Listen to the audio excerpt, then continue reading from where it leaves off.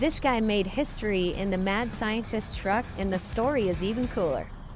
Lee O'Donnell was the first ever to front flip in a monster truck, but he didn't even practice it. It was told this was the first ever raw attempt, and he couldn't even practice it as it was too dangerous for the truck. What a big time driver. Wait for the wreck.